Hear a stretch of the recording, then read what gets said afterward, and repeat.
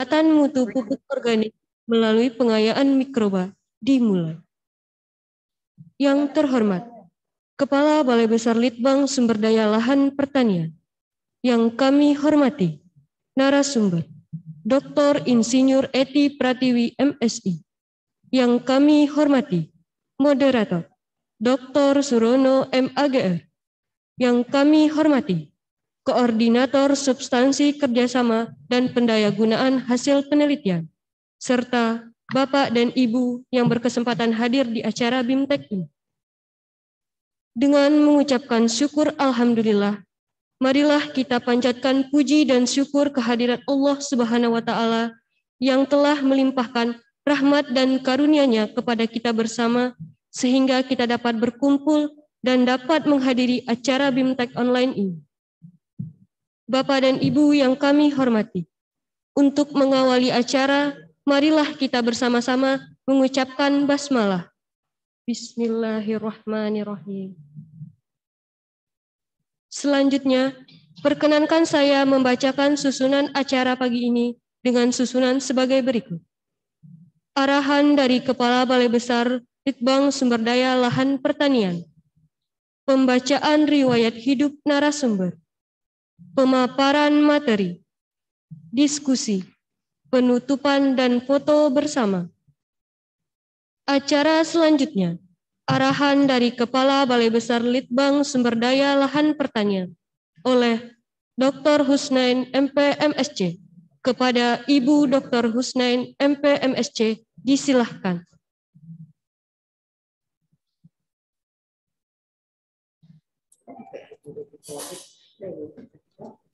Baik, Assalamualaikum warahmatullahi wabarakatuh. Selamat pagi, salam sejahtera untuk kita semua. Bapak Ibu narasumber, Ibu Dr. Ety Pratiwi, kemudian Kabid KSPHP, saya selalu manggil Kabid saja ya, dan para panitia. Terima kasih sudah menyelenggarakan kembali BIMTEK online BBSDLP. Kemudian seluruh peserta BIMTEK dengan judul peningkatan mutu pupuk organik melalui pengayaan mikroba pada pagi hari ini. Peserta saya lihat sudah mencapai 461, 462 dan bertambah terus. Sepertinya memang atensi untuk mengikuti BIMTEK terkait dengan pupuk organik ini sangat tinggi ya, Bapak Ibu, sangat tinggi. Ke depan memang hayati ini menjadi andalan ya, menjadi andalan kita seiring dengan pertambahan jumlah penduduk, peningkatan pemahaman masyarakat kita akan pentingnya menjaga keseimbangan alam, kemudian pentingnya makanan bernutrisi tinggi, dan tentu saja sehat serta aman. Nah, hal-hal seperti ini andalannya adalah mikroba hayati yang dapat secara alami memproses berbagai kondisi di dalam tanah. Jadi, masa depan mikrobiologi terkait dengan pupuk hayati, pupuk organik itu menjadi sangat penting ya ke depan.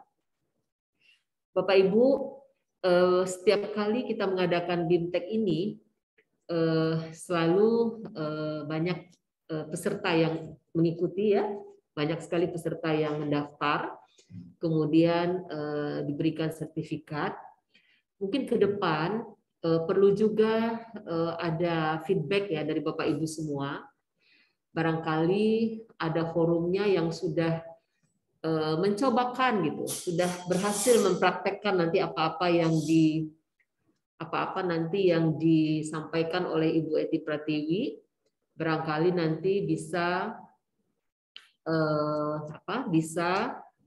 memberikan pendapatnya gitu. Saya sudah mencobakan pupuk organik sesuai dengan BIMTEK dari Ibu Ety, tanggal sekian, dan sekian, hasilnya sangat bagus. Nah, komunikasi ini mungkin perlu ya. Kami sebagai penyelenggara dan juga yang memberikan bimbingan, perlu juga masukan dari Bapak Ibu semua. Apakah BIMTEK ini bermanfaat?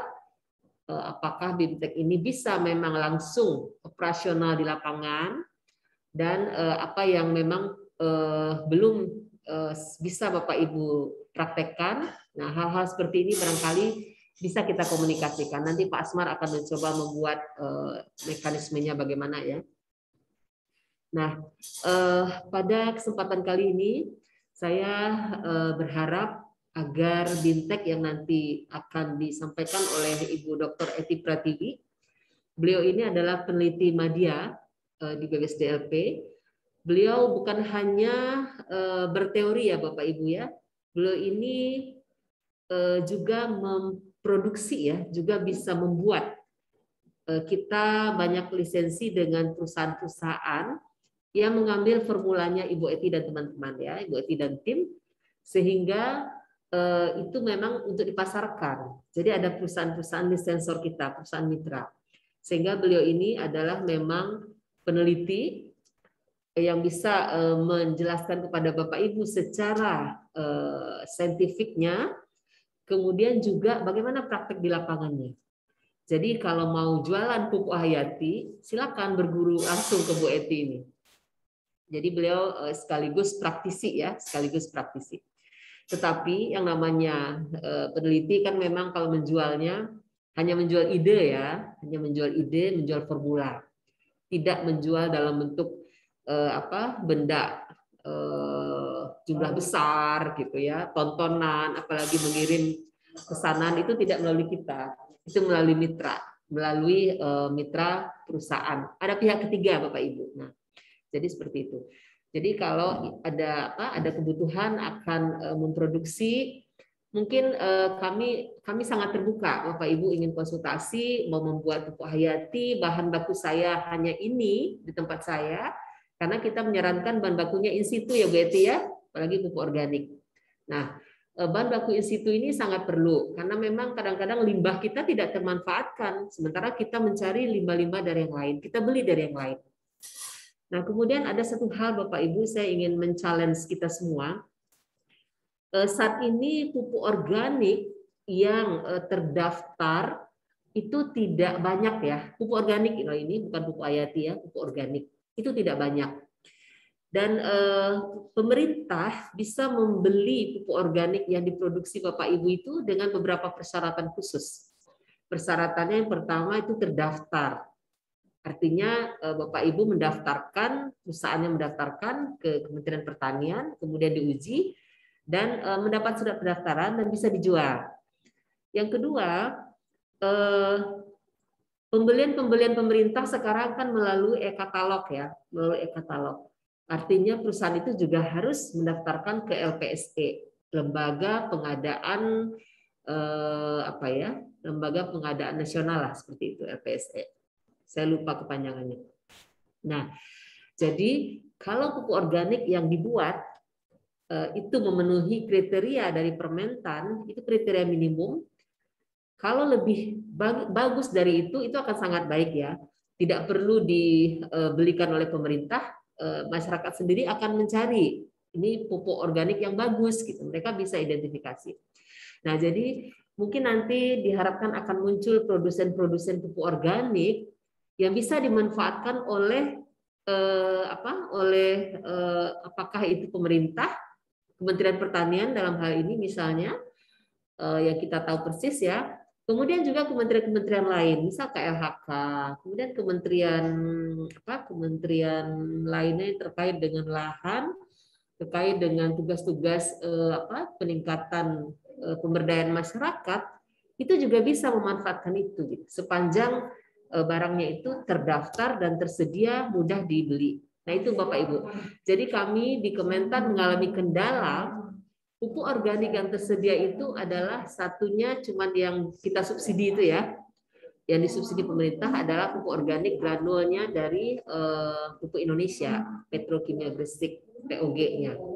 Nah, yang lainnya itu juga ada PT Polowijo juga produksi pupuk organik, Fertil O namanya kalau tidak salah. Nah, Kalau ada banyak pilihan dan harga bersaing, tentu kita memilih yang lebih murah dan kualitas bagus dan tersedia lebih dekat dengan kita. Nah, itu Bapak Ibu ya. Jadi itu saya ingin menyampaikan bahwa Direktorat Teknis Kementerian Pertanian itu kesulitan dalam pengadaan pupuk organik. Jadi ini peluang besar buat kita. Bapak Ibu silakan berkreasi membuat bahan organik, barangkali diperkaya dengan macam-macam ya, sehingga bisa diklaim sebagai pupuk yang meningkatkan kandungan apa dan lain-lain. Nah, tetapi tolong diperhatikan mutunya, standar mutu. Nanti Bu Eti saya harap juga menyampaikan standar mutu pupuk organik yang di Permentan. Nah, kemudian selain itu, Bapak Ibu juga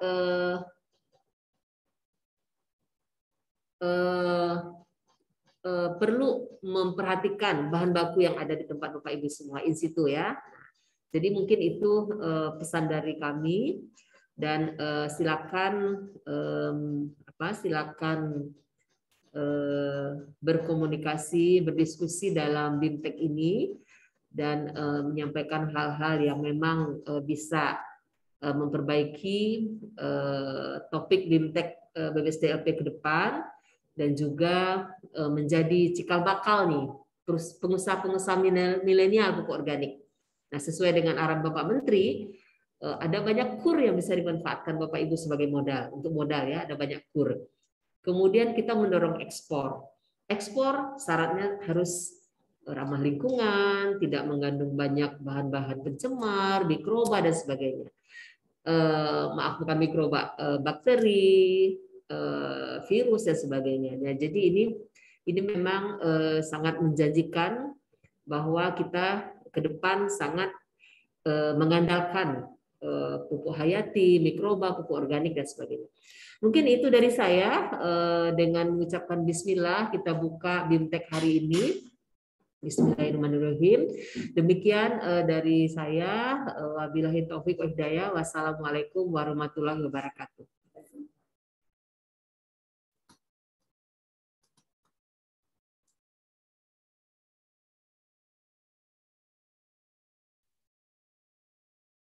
Terima kasih kepada Ibu Dr. Husnain, MP.MSc. Acara selanjutnya, pembacaan riwayat hidup narasumber dan pemaparan materi yang akan dipandu oleh moderator kita, Bapak Dr. Surono MAGR. Kepada Bapak Dr. Surono MAGR, disilahkan. Terima kasih. Assalamualaikum warahmatullahi wabarakatuh. Waalaikumsalam warahmatullahi wabarakatuh. Selamat pagi, salam sejahtera untuk kita semua. Semoga kita senantiasa dalam keadaan sehat walafiat. Yang kami hormati Ibu Dr. Husnain, Kepala Balai Besar Litbang Sumber Daya Lahan Pertanian. Yang terhormat Ibu Dr. Eti Pratiwi, narasumber pada BIMTEK online BBSDLP kali ini, dan Bapak Ibu peserta BIMTEK yang ini banyak dihadiri dari berbagai macam profesi, ada penyuluh, petani, sampai pengajar di perguruan tinggi dari Aceh sampai NTT. Ini saya lihat ada dari Bima NTB, Jogja, Jawa Barat, Sumatera Barat, Kalteng, Sulteng, dan lain-lain sebagainya. Baik, BIMTEK kali ini sangat menarik dan kata kuncinya ini antara lain mutu pengkayaan organik melalui pengayaan mikroba. BBSDLP selama BIMTEK ini menghadirkan para pakar yang qualified untuk menyampaikan topik-topik yang insya Allah sangat bermanfaat bagi kita semua ya, untuk diaplikasikan di lapangan. Baik, saya akan membacakan biodata singkat dari narasumber, yaitu Dr. Eti Pratiwi. Beliau lahir di Pontianak, pendidikan dari sekolah dasar sampai SMA di Jakarta, kemudian beliau melanjutkan pendidikan S1-nya di bidang agronomi di Institut Pertanian Bogor.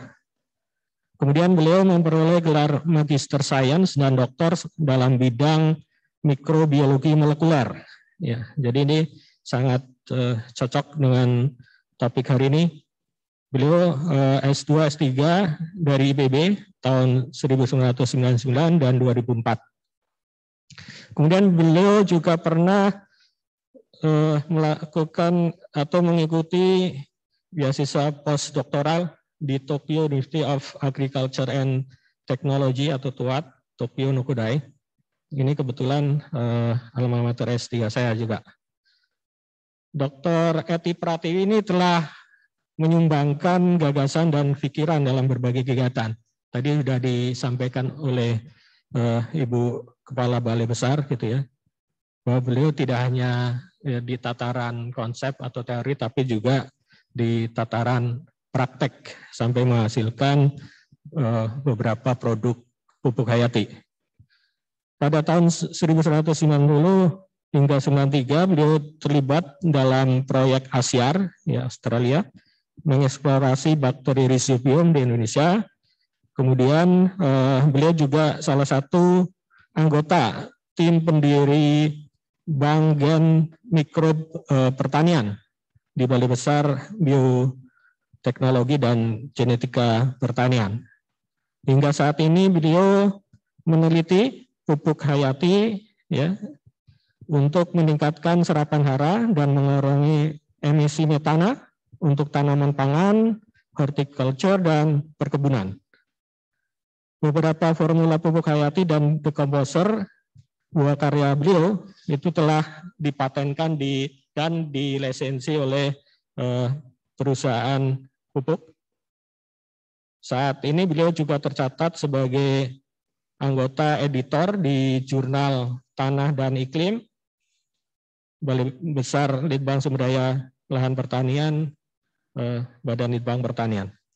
Nah, ini sangat menarik topik hari ini karena teknologi yang berbasis biologi ini akan trennya akan semakin meningkat. Bahkan ini salah satu kuncinya di sini ada mikroba. Kalau kita lihat biodiversitas Indonesia ini sangat besar. Seperti cendawan itu jumlahnya 1,5 juta spesies, tapi sekarang baru teridentifikasi 200 ribuan. Baik, untuk menyingkat waktu, kami berikan kepada Bu Dr. Eti untuk memaparkan presentasinya selama 45 menit ke depan. Ya. Silakan untuk para peserta yang ingin bertanya bisa menuliskan di chat Zoom meeting kali ini. Waktu kami persilakan ke Bu Dr. Eti, silakan.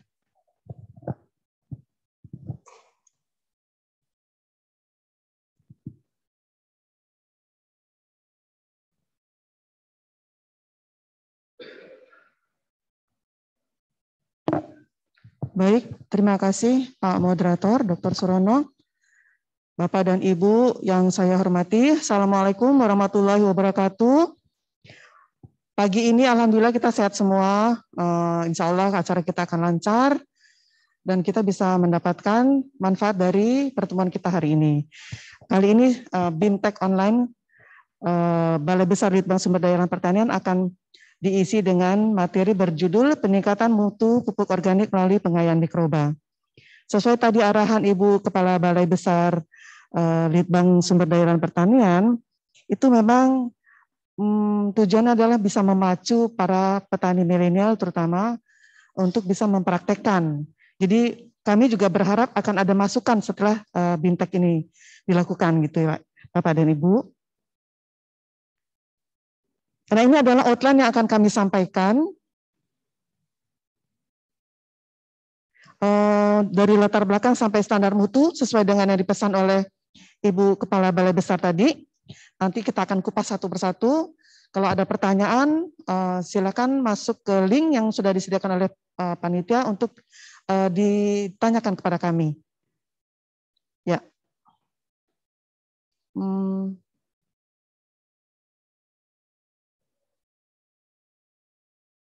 Sorry.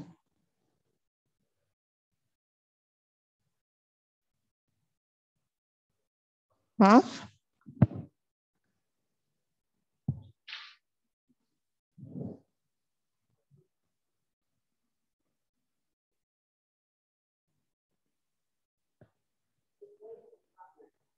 Sebentar Ibu Bapak.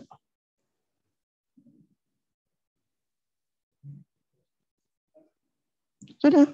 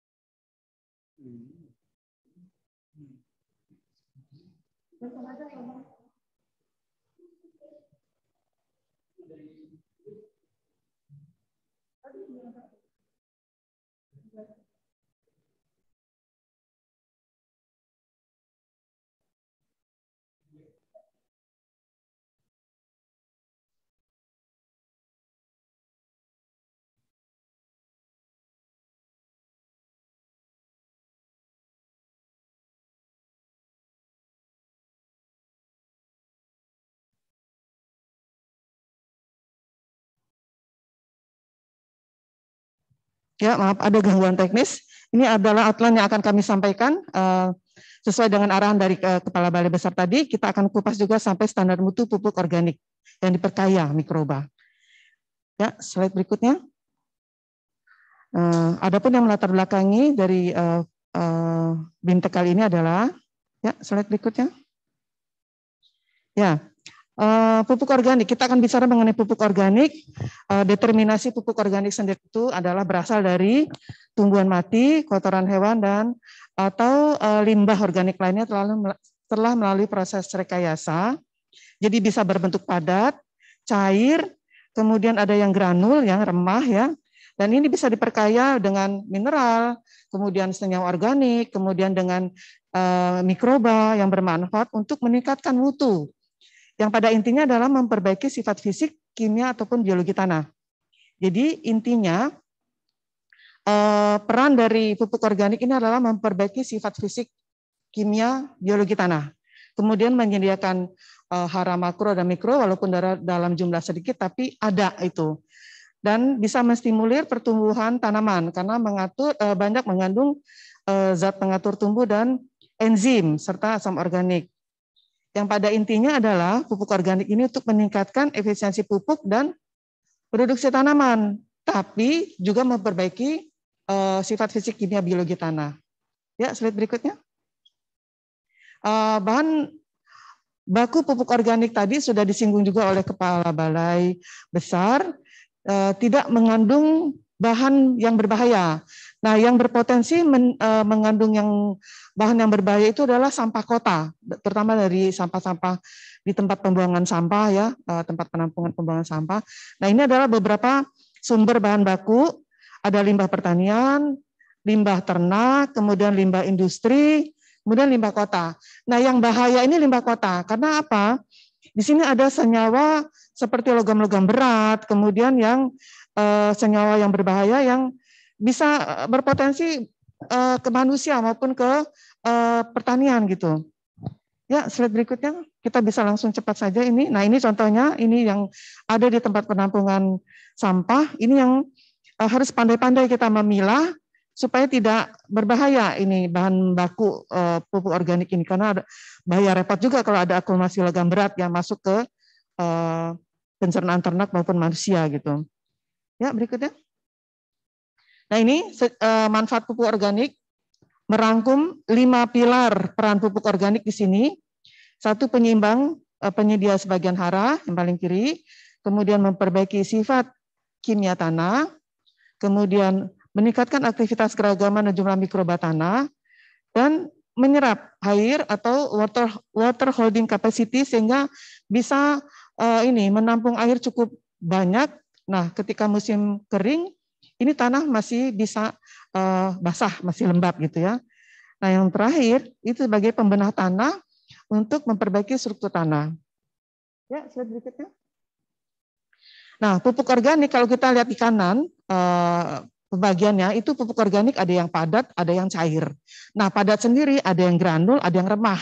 Ya, pupuk organik ini mengandung unsur hara makro, mikro, ya tadi sudah sedikit diulas. Kemudian ada senyawa organik, nanti kita lihat. Nah, yang banyak beredar sekarang di lingkungan para praktisi kita ini adalah pupuk organik yang diperkaya.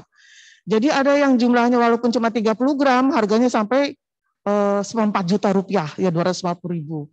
Tapi memang bagus ininya manfaatnya. Tapi kita lihat nanti kita kupas manfaat untuk jangka panjang bagi tanah pertanian kita.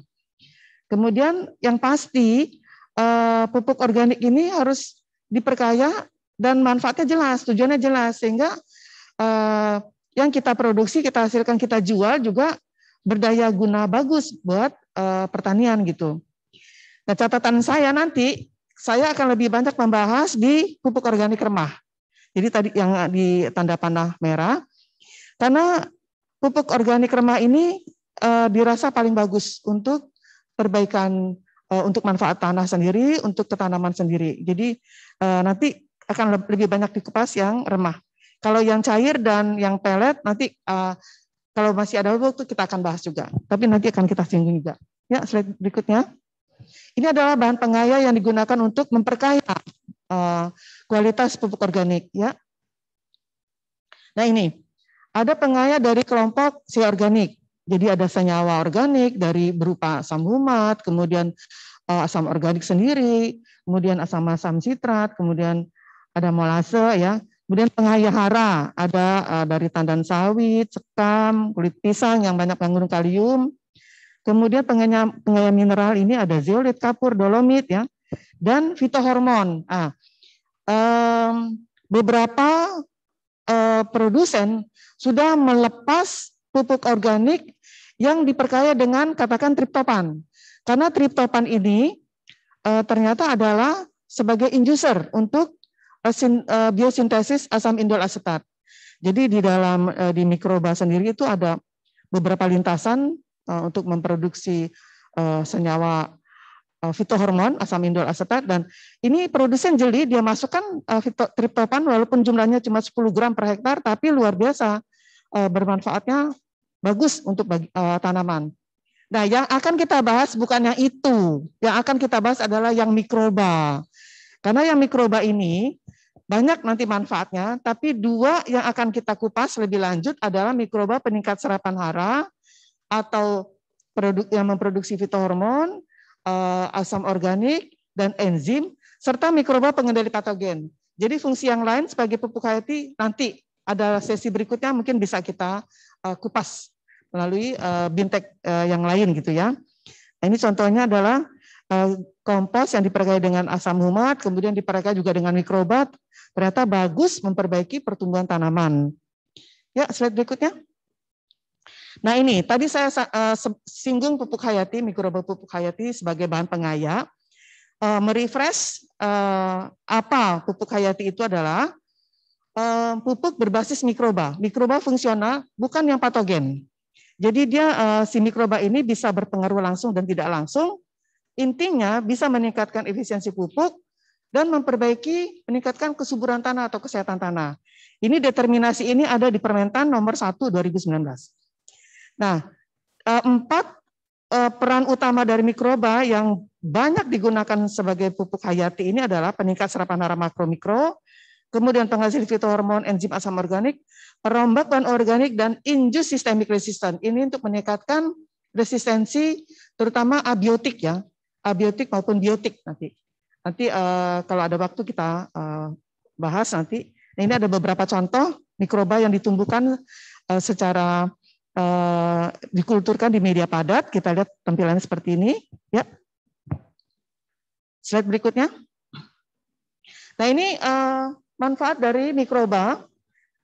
Bapak dan Ibu bisa lihat betapa banyaknya manfaat yang ada di mikroba.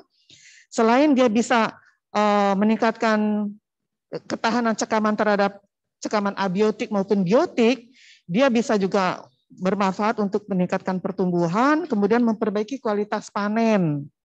Nah ini teks yang paling bawah kita bisa lihat, itu climate change itu ternyata menyebabkan banyak ini ya masalah, terutama cekaman abiotik, biotik.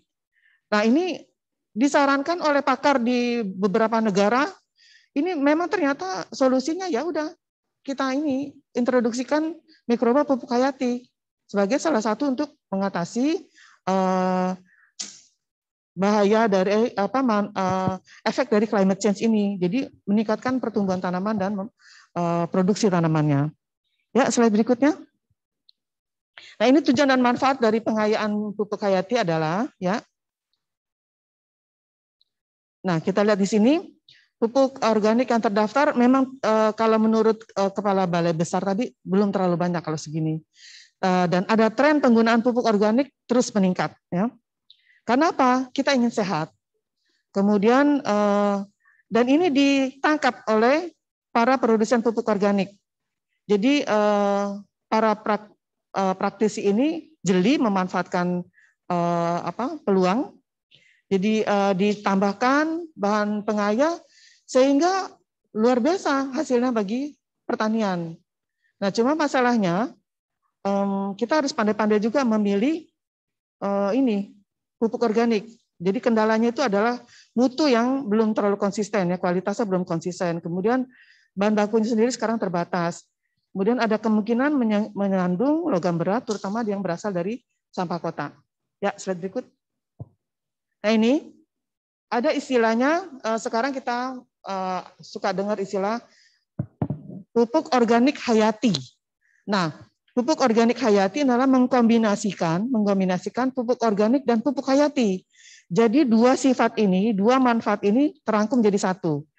Yang menggabungkan manfaat pupuk organik dan pupuk hayati sekaligus, sehingga apa? Di satu momen kita mengaplikasikan itu kesuburan tanah, produktivitas tanaman langsung bisa terpegang gitu. Nah ini maksud dari pengayaannya. Ya slide berikutnya. Nah, tujuan pengayaan sendiri ini adalah yang pasti meningkatkan mutu dan efektivitas. Kalau kita lihat ilustrasi di kanan, kalau cuma pakai pupuk organik saja seperti itu. Tapi begitu ditambah mikroba dari pupuk hayati, luar biasa itu. Masa akar menjadi banyak karena pengaruh dari fitohormon yang dihasilkan oleh mikroba. Masa akar yang banyak ini, akar lateral yang banyak, ini memungkinkan serapan hara juga meningkat. Akibatnya pertumbuhan juga jadi bagus, lebih bagus. Nah kemudian kalau ditambah dengan mikroba pada pupuk organik, ini akan meningkatkan peluang terbantunya tanaman untuk menyerap hara melalui mikroba. Kemudian tanamannya sendiri meningkat ketahanannya terhadap cekaman abiotik maupun biotik, tergantung dari mikroba yang ditambahkan. Ya, slide berikutnya. Nah ini manfaat setelah diperkaya, ini general sekali. Jadi kita bicaranya kisaran, karena nilai pastinya itu bervariasi antar penelitian. Jadi yang pasti itu meningkatkan efisiensi pupuk NPK anorganik. Kemudian meningkatkan hasil panen, ketahanan kekeringan, ketahanan patogen. Kemudian bisa mengurangi residu pestisida. Kemudian, nah ini meningkatkan kualitas hasil panen. Kebetulan moderator kami di sini juga care ya dengan ini metabolit sekunder yang bisa memperbaiki kualitas panen. Nah, untuk jangka panjangnya ini pertanian yang berkelanjutan ini keren banget. Ini sesuai dengan filosofi pertanian kita ya. Jadi karena nanti kan ini akan diturunkan diwariskan kepada anak cucu kita. Jadi jangan dirusak tanah-tanah kita. Kalau bisa ya tetap dipelihara kesuburannya. Ya, slide berikutnya. Nah, ini prinsip-prinsip pengayaan pupuk organik dengan mikroba. Ya, yang pasti mikroba yang digunakan untuk memperkaya pupuk organik itu tidak boleh yang bersifat patogen. Dia harus unggul, ya. Unggul dalam arti dia bisa mempunyai kemampuan yang bisa digunakan untuk meningkatkan kualitas, misalnya bisa aktivitas menambah nitrogen, kemudian bisa melarutkan P, kemudian K, kemudian zinc, kemudian silikat. Nah, kemudian dia bisa menghasilkan metabolit sekunder yang bisa mengendalikan patogen, gitu ya. Nah, mikroba kadang-kadang yang kita tambahkan itu tidak satu, tapi ada beberapa. Biasanya kita menyebutnya sebagai konsorsium. Nah, mikroba yang di dalam konsorsium ini tidak boleh bersifat saling antagonis. Jadi tidak boleh mengeluarkan metabolit sekunder bagi mikroba yang di dalamnya itu, yang menjadi temannya yang digunakan untuk memperkaya pupuk organik. Nah, yang ketiga, mikroba tersebut harus dapat berkembang dengan baik di dalam pupuk organik. Nah, pupuk organik yang diisyaratkan di kualitasnya, mutu yang diisyaratkan di Permentan itu, Kepmentan, itu adalah yang mempunyai kandungan C organiknya di atas 15%. Nah, ini aman ini. Kalau kandungan C-nya tinggi, mikroba juga bisa bereplikasi di situ, memperbanyak diri di situ untuk hidup. Nah, jumlah mikroba yang ditambahkan nggak boleh sedikit, karena kalau sedikit nggak nendang istilahnya. Jadi harus memenuhi quorum jumlah mikroba minimal supaya terlihat efeknya bagi pupuk organik yang diperkaya itu. Ya, slide berikutnya. Nah, ini ilustrasinya. Mikroba harus bersifat unggul. Ini segini banyak ya, begitu banyak yang bisa kita uji, mulai dari kemampuan melarutkan kalium, fosfat, zinc, kemudian sidrofor, kemudian fitohormon ya. Kemudian dia nggak boleh patogen. Nah, ini bisa diuji melalui uji hypersensitive response pada tanaman tembakau. Jadi kalau dia patogen, tanaman tembakau akan melokalisir sel-selnya, sel-sel mikroba patogen tadi, dengan mematikan jaringan tanamannya. Jadi terbentuk nekrosis berwarna kuning pada tanaman tembakau. Kalau kita suntikan di daun tembakau berwarna kuning, selesai. Mikrobanya jangan digunakan untuk bahan pengaya, karena ini mikroba patogen buat tanaman. Ya, slide berikutnya. Nah, ini mikroba tidak boleh saling antagonis. Pengujiannya gampang di media agar di petri dish. Kalau dia mengeluarkan zona, itu yang tidak kita lanjutkan.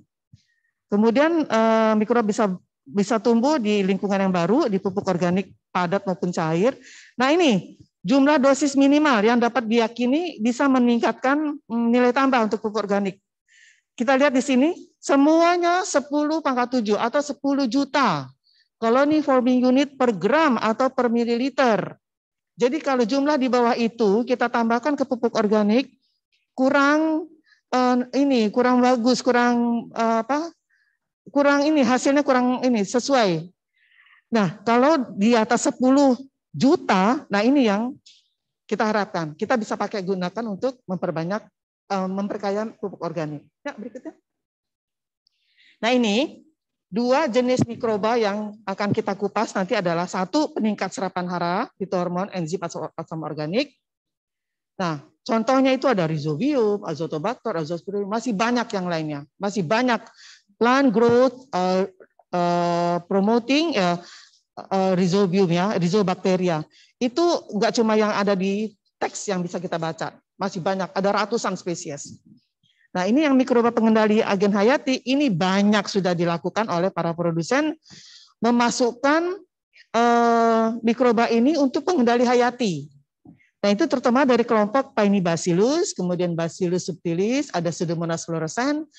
Dari kelompok funginya ada Trichoderma, ada Gliocladium, ada Beauveria bassiana. Nah, ini mode of action-nya, mekanisme kerjanya seperti ini. Trichoderma dia membunuh, menghambat pertumbuhan Aspergillus flavus, dan yang kiri juga Paenibacillus menghambat pertumbuhan Pseudomonas parasitica. Ya, slide berikutnya. Nah, ini kita lihat secara uji pendahuluan yang menggunakan media agar. Ini di laboratorium bisa kita amati betapa fitohormon itu luar biasa manfaatnya bagi perakaran. Kita amati yang tidak diberikan mikroba dengan yang diberikan mikroba. Yang diberikan mikroba itu menunjukkan akar yang pertumbuhannya sangat banyak, masif. Akar lateralnya luar biasa banyak. Bandingkan yang di kanan, kita lihat yang diberikan dengan yang tidak diberikan. Yang diberikan itu yang paling kanan bawah, itu ya tumbuhnya sekedar. Tapi begitu ditambahkan dengan mikroba penghasil fitohormon, wow, betapa luar biasanya nih perakarannya. Nah itu juga yang akan di tanah seperti itu nanti kalau kita aplikasikan mikroba penghasil fitohormon atau asam organik atau enzim atau peningkat serapan hara. Ya, slide berikutnya. Nah ini untuk yang pengendali agen patogen, pengendali hayati, ini yang paling banyak digunakan adalah trichoderma, selain Gliocladium dan Beauveria dan Bacillus tadi ya. Nah ini setelah ditreatment dengan pupuk organik yang diperkaya trichoderma, kita bisa lihat 8 hari setelah aplikasi, dia pulih. Yang tadinya hancur terinfeksi patogen menjadi pulih. Nanti kita lihat berapa dosisnya di penghujung slide. Nah ini mekanisme kerjanya trichoderma ini ternyata banyak. Mulai dari dia menginduce resistance, kemudian dia menginaktivasi enzim-enzim patogen, kemudian kompetisi hara, kemudian mengeluarkan senyawa antimikroba juga, antibiosis ya. Jadi ada mikoparasitisme, jadi si funginya itu, hifanya dililit oleh trichoderma sehingga tidak berkembang lebih lanjut gitu. Sehingga akibatnya mikroba patogen menjadi terhambat pertumbuhannya. Ya, slide berikutnya. Nah, ini teknik pengayaannya, saya akan bahas sedikit saja karena fokus kita bukan di sini. Ya. Nah, ini bisa diberikan melalui pupuk hayati serbuk atau pupuk hayati cair. Nah, kalau pupuk hayati serbuk, kita berikan kepada pupuk kompos yang sudah matang. Jadi dicampur, biasanya itu perbandingannya sekitar 1%, 0,1% sampai 1%. Jadi katakan 1 ton itu sekitar 1 kilo, ada 1 kilo atau sampai 10 kilo. Diberikan ini pupuk hayati berisi mikroba peningkat serapan hara ataupun pengendali patogen. Nah, yang kanan ini juga sama, disemprotkan, diberikan ketika kompos sudah matang. Nah, tolong itu ada video deh yang ini bisa dilihat. Bukan video itu, yang ini, yang slide berikut yang ada di slide. Yang ada di slide. Nah, itu nah, yang slide-nya itu. Nah, ini yang paling bawah kanan itu video itu. Itu ada tanda panah. Ada, bisa ini nggak? Bisa kelihatan nggak? Nggak ada ya? Oke, lewat saja nanti kita lihat di video yang lain, video tambahan. Ya, slide berikutnya. Nah, ini perbanyakan mikrobanya bisa kita lakukan sendiri atau dilakukan di lab kecil, skala pilot ya, lab mikrobiologi, lab kecil lah ininya, lab mini istilahnya. Tapi yang pasti upayakan seaseptik mungkin. Bisa menggunakan seperti mall, tapi mall yang terkendali ya. Jadi bukan mall yang sembarang-sembarang dimasukkan gitu, itu bahaya. Nah, nanti kita lihat di slide berikutnya.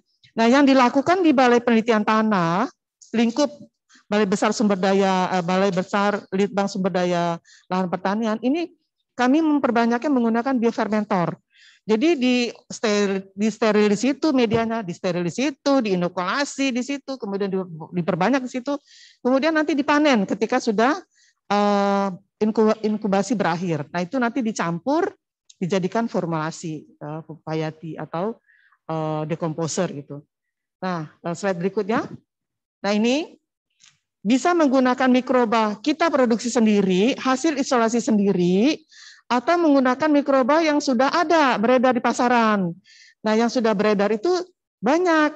Antara lain ini Agrimet yang sudah banyak digunakan di berbagai provinsi di Indonesia. Kemudian ada Gliokompos, isinya bahan aktifnya Gliocladium. Kemudian ada itu kalau kita lihat di situ ada pupuk hayati yang lain atau dekomposer yang lain. Nah, itu bisa digunakan untuk memperbanyak. Jadi diperbanyaknya menggunakan galon, tapi galonnya dibikin seaseptik mungkin, ada aerator di dalam galon untuk menjamin aerasi di dalam galon itu sendiri.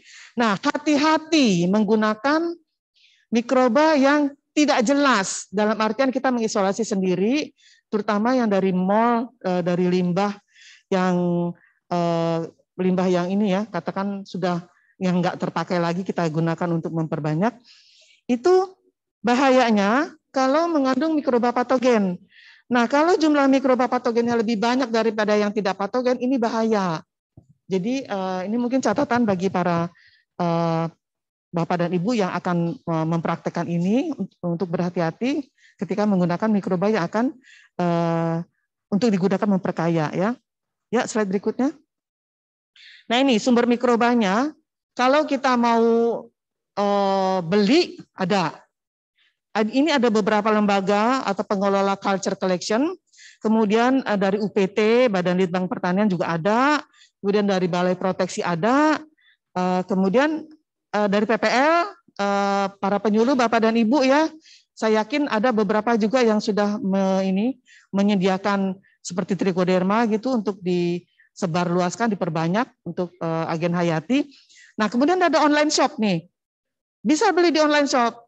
Cuma kita nggak tahu kemurnian genetik mikrobanya seperti apa. Ini murah Pak, satu cup itu cuma 100.000.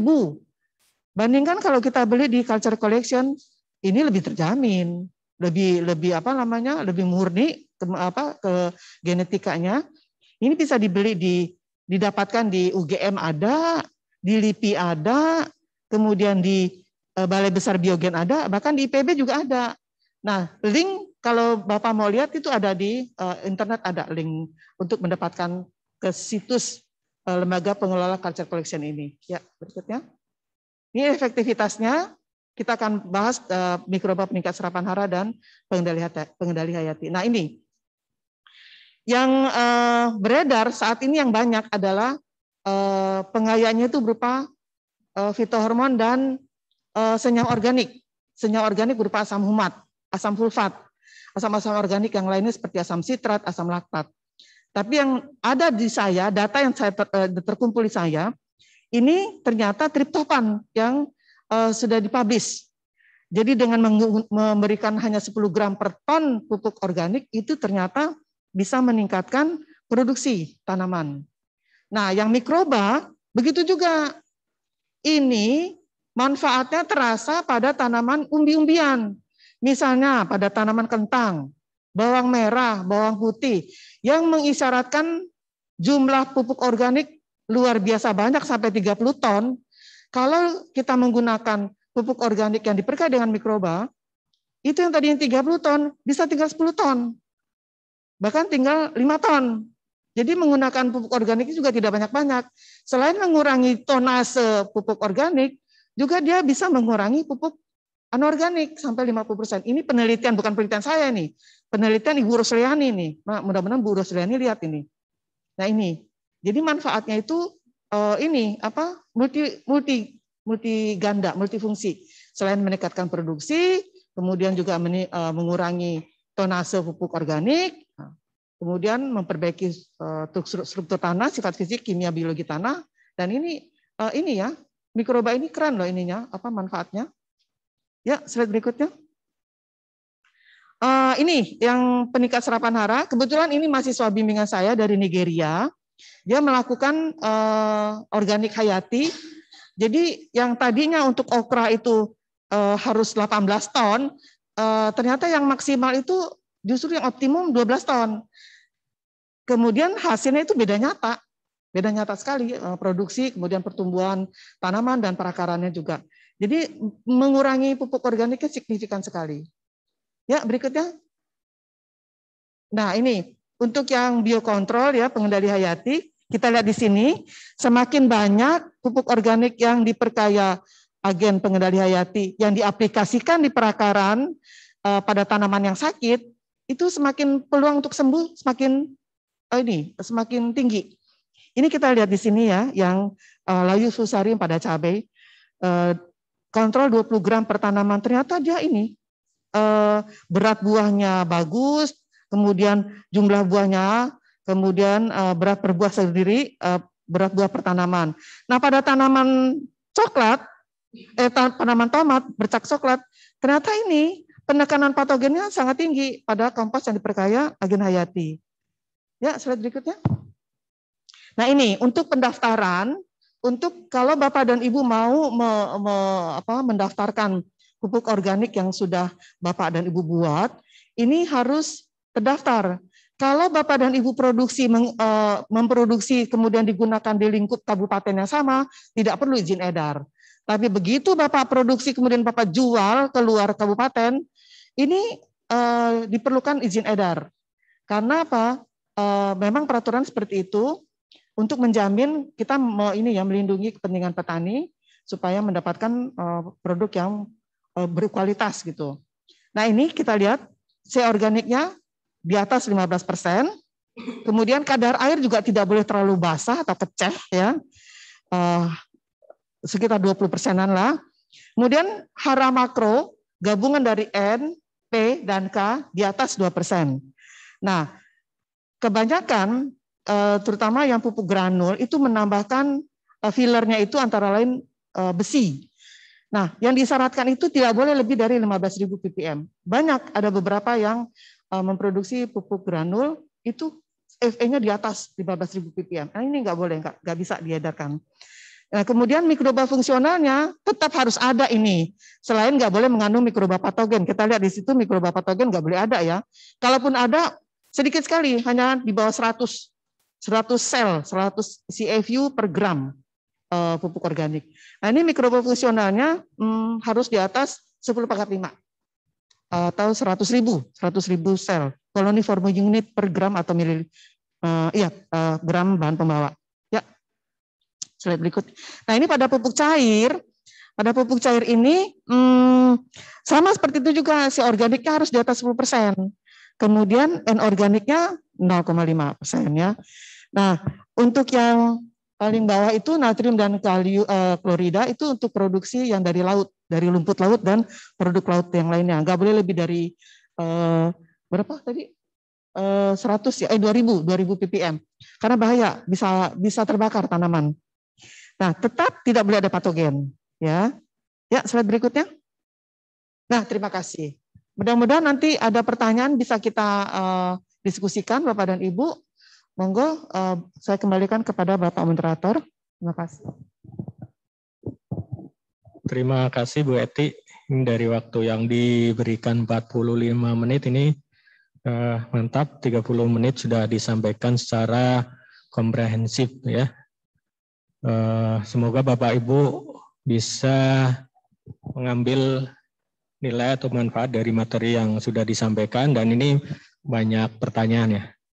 Ini terkait dengan pupuk organik yang diperkaya hayati atau bioorganic fertilizer. Ini saya coba sitir ya.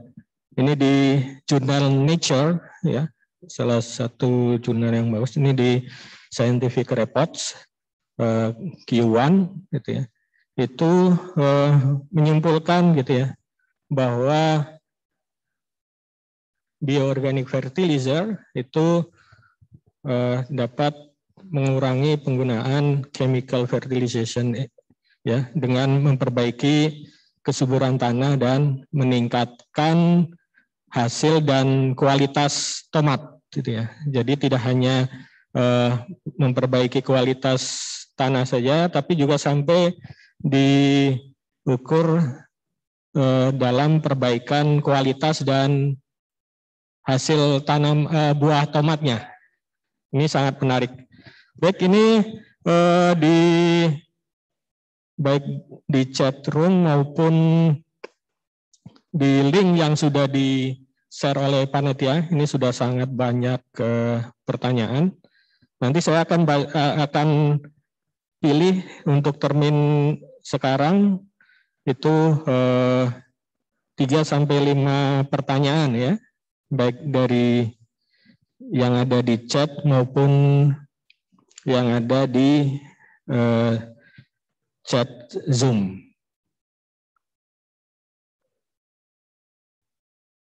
Nah, ini ada pertanyaan dari Ibu Yuwana, Bu Dr. Eti. Untuk mengetahui apakah mol yang kita buat tercemar mikroba patogen secara mudah, dalam artian tanpa harus dibawa ke lab, apakah bisa?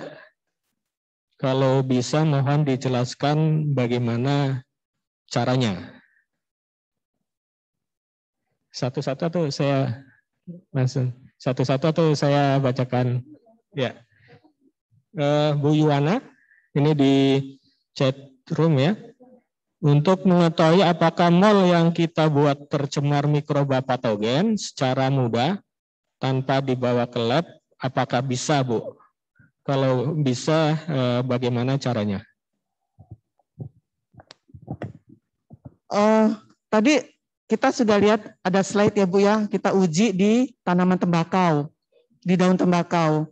Kalau Ibu nggak mau bawa ke lab nih, jadi Ibu bisa suntikan mol Ibu tadi itu, suntikan ke daun tembakau. Kalau kemudian setelah disuntikan, sedikit aja Bu, suntikannya sekitar 0,1 mililiter. Pakai suntikan yang kecil itu yang ujungnya tidak pakai jarum, tapi pakai suntikan yang sudah nggak ada jarumnya. Nah, kalau setelah diinkubasi semalaman, kemudian terbentuk nekrosis pada daun tembakau, itu patogen, Bu. Tapi kalau tidak ada nekrosis, berarti aman. Gitu. Itu yang paling cepat. Kenapa dipilih daun tembakau? Karena daun tembakau daunnya lebar. Jadi kalau disuntik tidak mudah sobek. Sebenarnya Ibu bisa pakai daun yang lain. Ada daun tomat, ada daun cabai. Tapi yang favorit digunakan untuk menguji patogenisitas mikroba itu menggunakan daun tembakau. Gitu Ibu.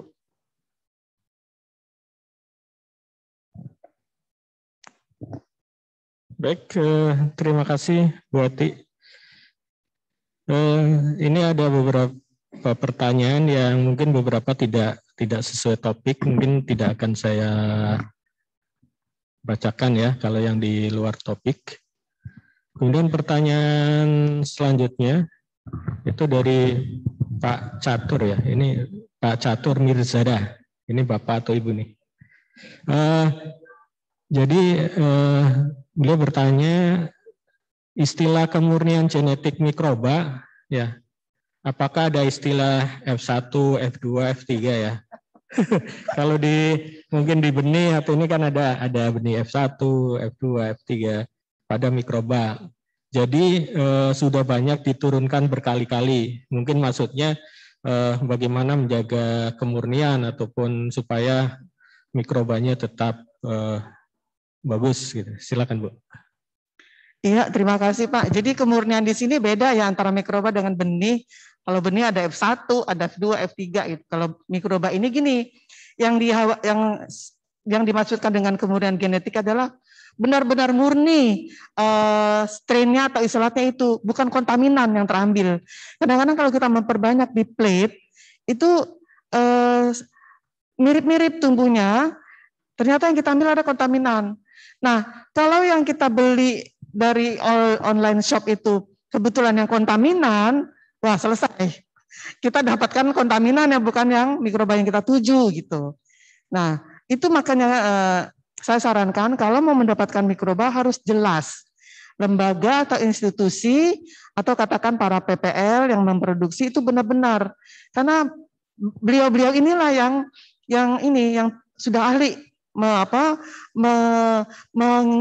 mengisolasi mikroba yang sesuai, bukan kontaminan yang diisolasi gitu, yang diperbanyak gitu Pak.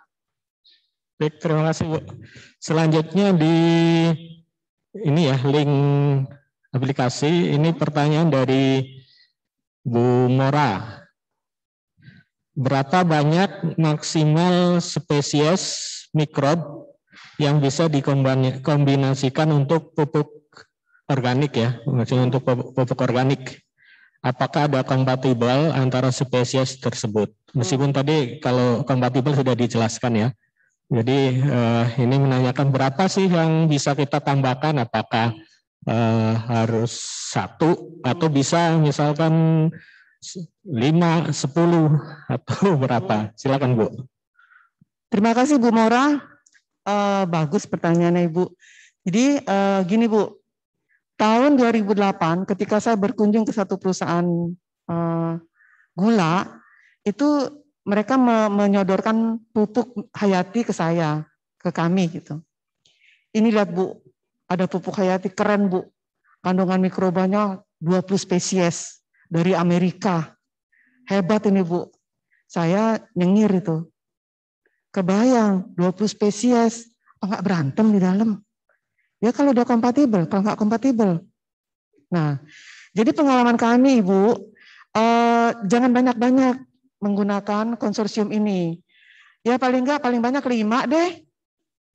Itu kalau 5 saya berani ngomong karena kami sudah mempraktekkan dengan 5 itu ternyata bagus hasilnya gitu. Tapi sebagian besar pupuk hayati di Indonesia kan yang beredar ini konsorsium, bukan pupuk hayati tunggal. Jadi yang isinya rhizobium aja itu udah mulai jarang itu. Biasanya rhizobium dikombinasikan dengan mikroba pelarut P atau mikroba penghasil apa, fitohormon atau apa gitu. Jadi saran kami di sini yang sudah mempraktekkan paling tidak 5 lah maksimal 5 spesies. Mengenai kompatibilitas tadi sudah kami jelaskan, dilihat dulu di plate kalau tidak mengeluarkan senyawa antimikroba di antara sesama mikroba itu berarti aman, kompatibel. Silakan pakai gitu. Baik Bu, terima kasih. Ini sangat menarik tadi ya pertanyaannya. Karena nanti terkait juga dengan untuk stabilitas mutu juga Bu ya. Ya. Misalkan ada 20, nanti kan ketika dia sudah pendaftaran dan sebagainya, itu harus lolos semua tuh 20 ya. Kemudian ini ada pertanyaan menarik juga nih dari Bu Yung Trust Farm ya. Ini apakah sudah ada penelitiannya untuk pemanfaatan dan pengaplikasian di hidroponik? Ini maksudnya mungkin penggunaan pupuk organik yang diperkaya mikroba untuk hidroponik. Karena selama ini kan mungkin hidroponik lebih banyak menggunakan seperti pupuk AB mix dan sebagainya. Nah kalau ini menggunakan pupuk organik, ini tentunya mungkin organik cair ya. Meskipun tadi yang dibahas lebih banyak ke organik remah, pupuk organik remah. Nah, bagaimana cara mengaplikasikannya? Silakan Bu. Baik, Pak Buyung dari Trust Farm. Bapak kalau memakai pupuk organik yang diperkaya dengan pupuk hayati untuk hidroponik Bapak, pakai mikroba fotosintetik Pak. Jadi mikroba yang bisa ini mikroba autotrof, dia mendapatkan energinya dari sinar matahari. Karena kan Bapak nanti hidroponiknya kan pasti ini ya, berhubungan dengan sinar matahari. Jadi kalau kita pakai mikroba fotosintetik, misalnya seperti cyanobacter, kemudian ada rhodobacter, nah itu bagus digunakan untuk pupuk hayati. Dan yang saya baca pun seperti itu, untuk hidroponik itu mikroba fotosintetik yang bagus digunakan untuk hidroponik.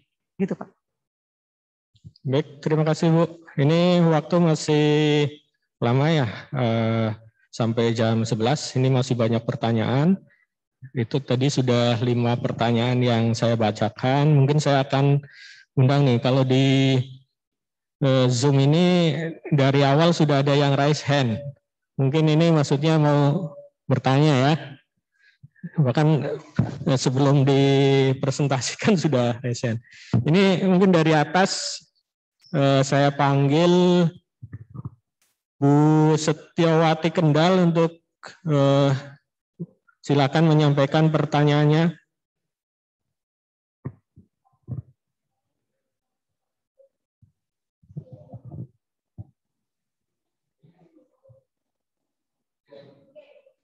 Oh, belum ada videonya. Cari yang lain aja. Karena Bu Setiawati belum aktif untuk video dan sebagainya, kemudian ke Pak Wahyu Prianto. Pak Wahyu Prianto ada?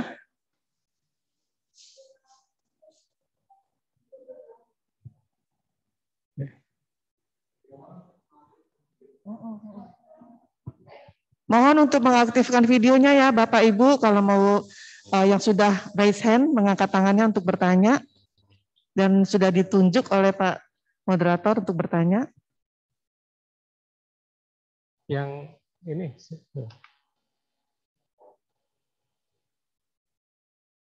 Bu Setiawati dan Pak Wahyu tidak ini ya? Oh, silakan Bu Setiawati untuk mengajukan pertanyaannya, silakan Bu. Mohon di unmute.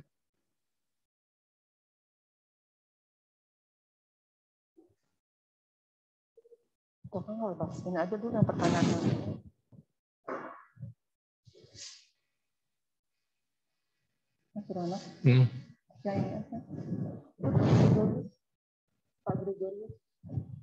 Baik, karena belum ada respon dari beberapa yang sudah raise hand, kemudian kita yang raise hand Pak Gregorius. Udah. Oke, silakan Bu Setiawati.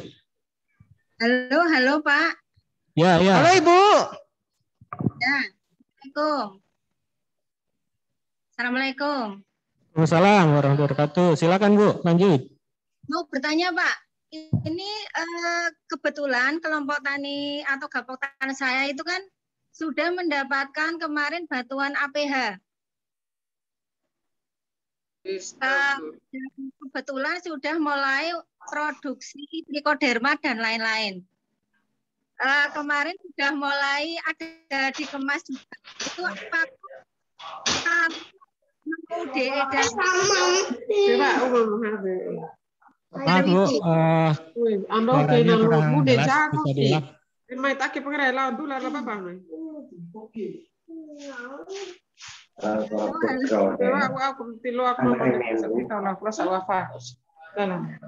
Ibu bisa diulangi pertanyaannya Ibu. Pertanyaan saya, kalau kelompok tani atau gapoktan sudah membuat trichoderma atau agensia hayati, kebetulan kita sudah ada kemasannya. Kalau mau diedarkan, apakah harus mengajukan izin edar, Ibu Bapak? Kalau Ibu mau langsung saya jawab ya Pak. Silakan. Kalau digunakan untuk lingkungan Ibu, terbatas lingkungan Ibu atau satu kabupaten yang sama tidak perlu izin edar. Tapi kalau Ibu jual ke kabupaten lain, Ibu perlu daftarkan izin edar. Bahaya Bu, kalau sampai nanti ketangkap. Ya, terima kasih Ibu. Sami-sami Bu. Udah sesuai ya Bu jawabannya ya. Oke Bu ya. Kemudian saya undang Pak Gregorius Tai. Silakan Pak. Gregorius Tai. Pak Gregorius jangan suaranya dihidupkan dulu Pak. Volume suaranya dihidupkan dulu. Ya. Masih unmute Pak. Mohon diklik untuk mikrofonnya. Suaranya jangan dimatikan Pak Gregorius.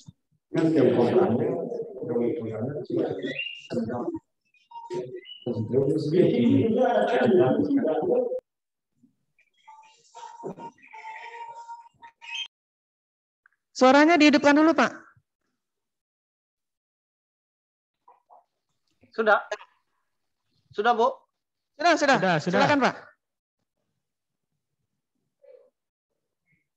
Hilang lagi suaranya Pak.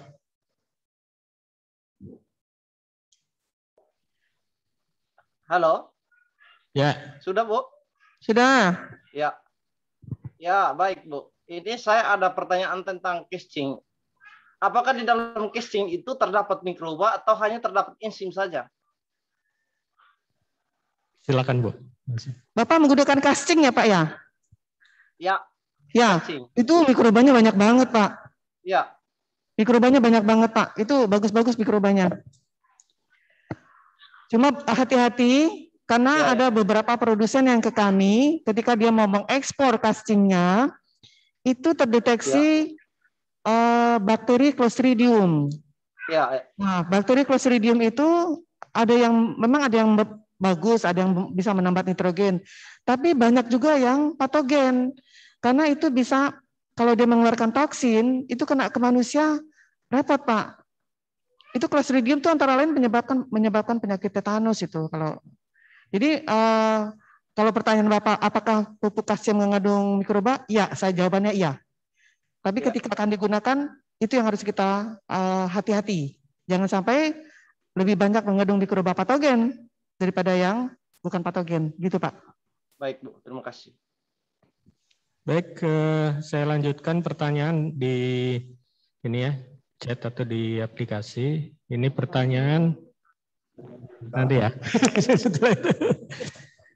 Ya, pertanyaan dari Bu Ratuna Ratanaji, Kabupaten Tegal. Izin bertanya, pembuatan pupuk organik padat baiknya menggunakan trichoderma atau bacillus atau cukup dengan trichoderma saja. Dan untuk mendapatkan jamur atau cendawan trichoderma dari eksplorasi alam bagaimana caranya? Tadi belum silakan Bu. Ibu, kita lihat video mengisolasi mikroba trichoderma dari alam ya Bu ya. Kita lihat sama-sama.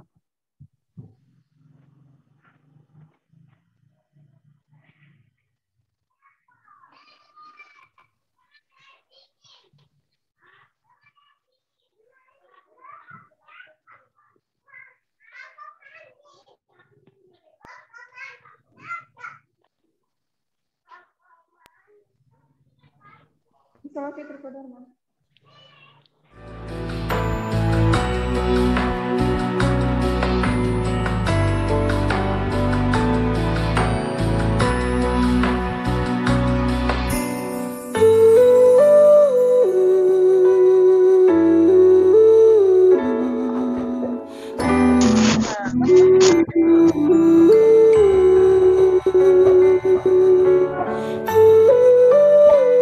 Ini menggunakan nasi, taruh di serasa bambu, kemudian ditutup dengan daun bambu.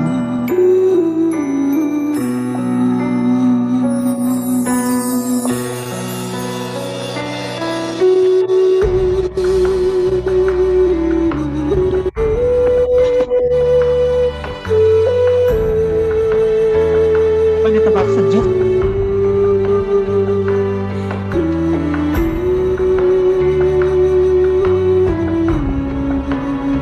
Nah, Bapak Ibu di sini lihat ada yang hijau-hijau, itu adalah trichoderma.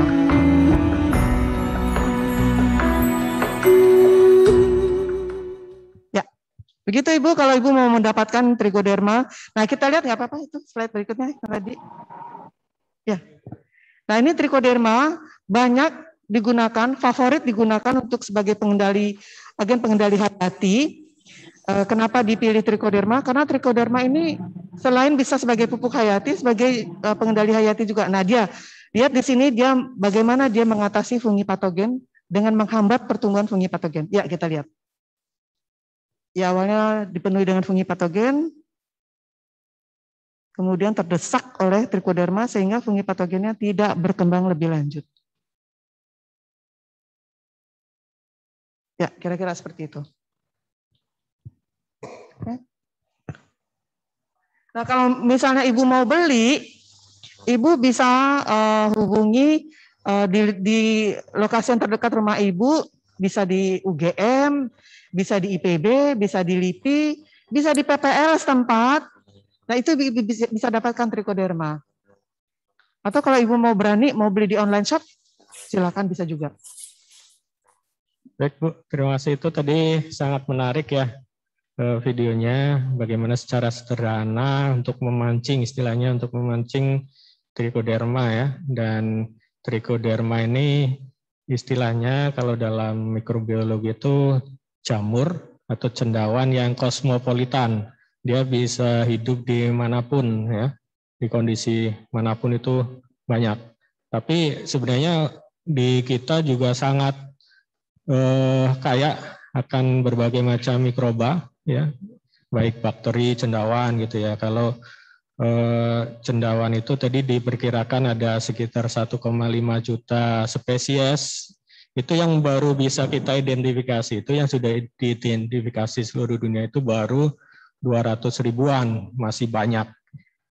Kemudian ini ada pertanyaan menarik juga ini terkait mutu ya. Ini meskipun tadi dijelaskan mungkin biar ingat lagi ini Bapak Ibu sekalian, ini dari Pak Marindo Palar. Pupuk organik itu jumlah mikroorganisme yang baik itu 10 pangkat 7 ya. Kalau 10 pangkat 6 apakah masuk kategori tidak bagus? Gitu. Oh, Pak Marindo Palar. Kayaknya saya kenal nih Pak Marindo ini. Ini Bu Mimi. Bapak, kalau Bapak menguji kan di situ kan ada beberapa jenis bakteri ya atau mikroba. Nah kalau salah satu saja ada yang jumlahnya di atas 10 pangkat 7, lolos Pak. Tapi kalau semua yang diuji masih 10 pangkat 6, itu belum lolos uji mutu. Jadi katakan Bapak mengklaim ada 3 bakteri gitu ya. Salah satu mengandung 10 pangkat 7, lolos. Kalau 3-3-nya 10 pangkat 6, nggak lolos. Gitu Pak.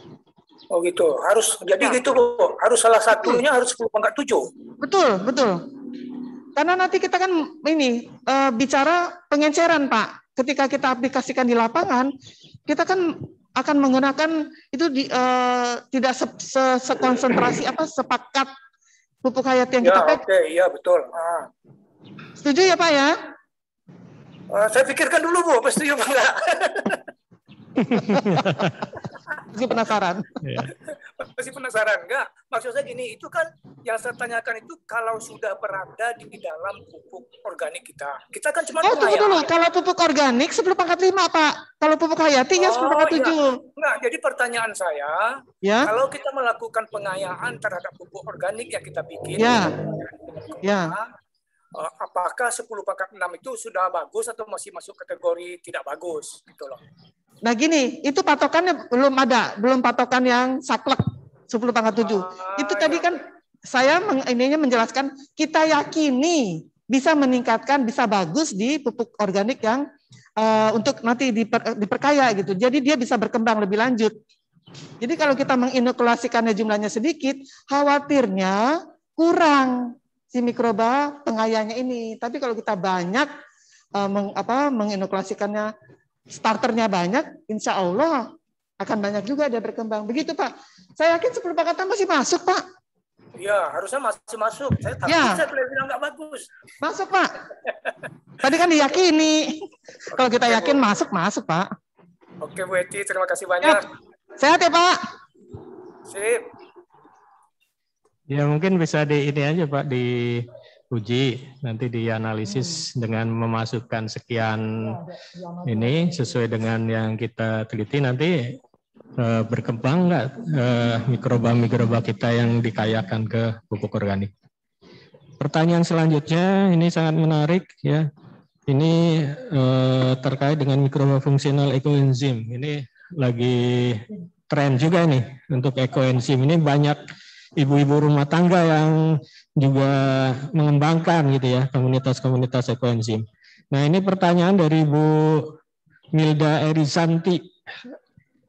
Mikroba fungsional ekoenzim yang terbuat dari limbah kulit buah dan sayur, bagaimana menurut Ibu jika digunakan untuk memperkaya pupuk organik?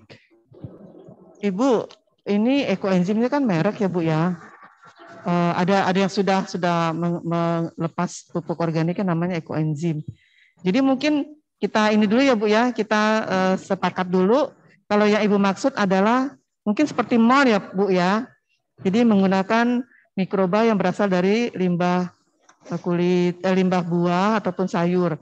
Nah tadi sudah saya singgung sedikit. Kita pastikan dia matang, bukan busuk ya Bu, bukan busuk karena patogen yang kita gunakan untuk memperbanyak mikroba ini. Khawatirnya kalau kita menggunakan buah atau sayur yang busuk karena patogen, kita dapatkan mikroba patogen deh dapatnya, bukan mikroba yang fungsional yang bermanfaat gitu. Jadi yakinkan dulu Bu, bahan bakunya dia benar-benar matang, bukan Busuk karena patogen, itu kuncinya. Bu, bisa ditanggapi, Bu? Bisa ditanggapi? Ya, Bu. Silakan, Bu.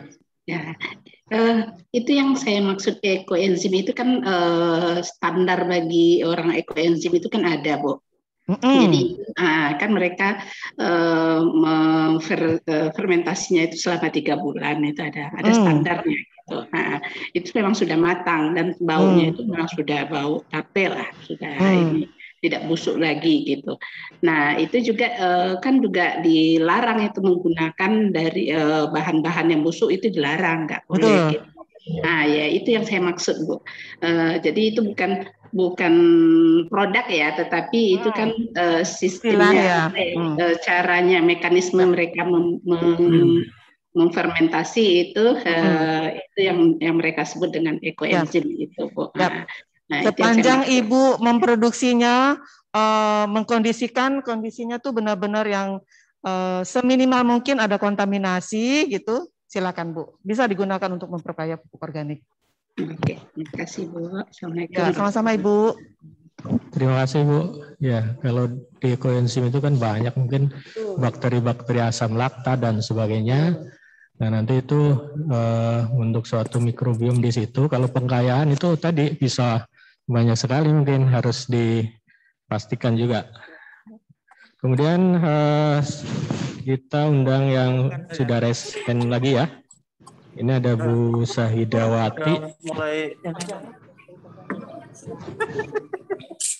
Bu Sahidawati ada di grup? Ada di Zoom?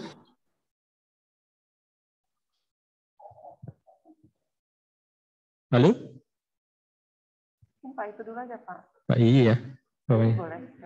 Kemudian karena Bu Sahidawati belum respon, ke bawah Pak Iyi. Silakan Pak Iyi, Pak Kabalai. Ya, terima kasih Pak Moderator. Assalamualaikum warahmatullahi wabarakatuh. Waalaikumsalam. Hanya pengen ketemu Bu Eti aja sebetulnya. Bu Eti, itu saya pakai pengguna nih, Bu Eti, bukan pembuat. Kan di pasaran tadi disampaikan banyak sekali pupuk-pupuk itu. Apa yang harus dilihat selain kadaluarsa tadi ya, ketika kita memutuskan membeli suatu produk? Apa-apa saja di checklist ini, harus ini, dia oke beli yang ini gitu, Bu Eti. Makasih Bu Eti. Kalau kami sepakat Pak memproduksi pupuk hayati bukan kadaluarsa yang dilihat, tapi tanggal produksi. Karena tanggal produksi itu pasti sudah baku ya. Nah, yang repotnya kalau penyimpanannya beda antar ini nih. Katakan aja pupuk hayati A. Itu kan nanti ada yang disimpannya di suhu ruang, ada di suhu yang agak dingin, ada yang suhunya panas. Nah, itu kita nggak tahu dia masih hidup atau enggak. Tapi rata-rata kebanyakan itu 6 bulan setelah tanggal produksi.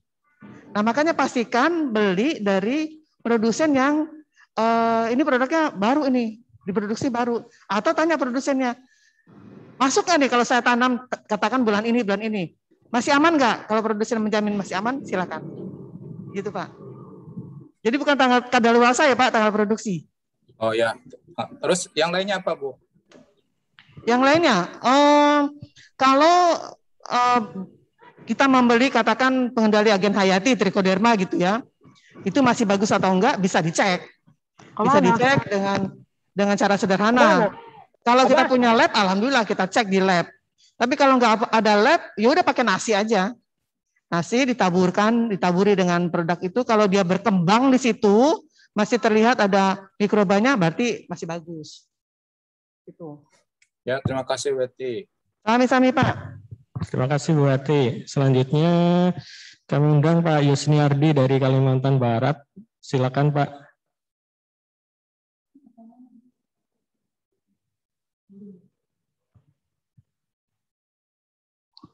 Pak Yusniardi di Pontianak menanyakan apa sumber dan bagaimana cara pengkayaan mikroba pupuk organik yang cocok di lahan yang agak masam dan lahan gambut.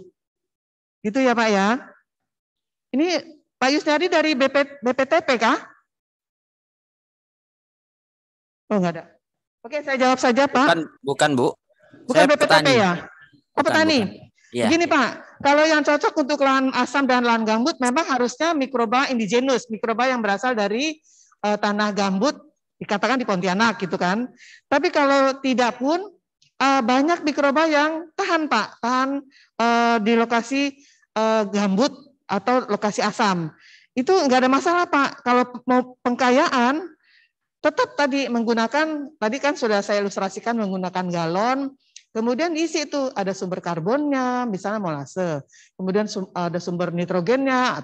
Nah, kali ini saya nggak membahas itu lebih detail, mungkin di lain kesempatan nanti akan kita bahas, tapi Bapak bisa produksi menggunakan di ember bisa, di galon bisa, atau di botol bisa. Gitu.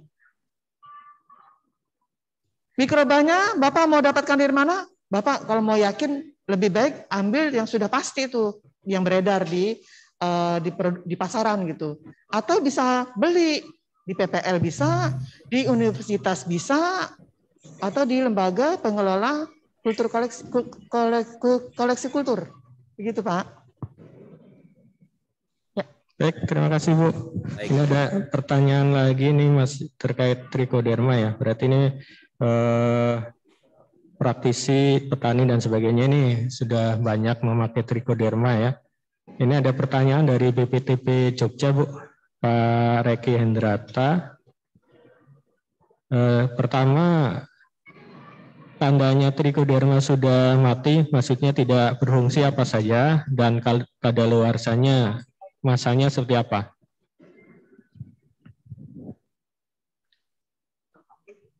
Bapak. Bapak. Nah, ini bukannya ini yang cara mengisi.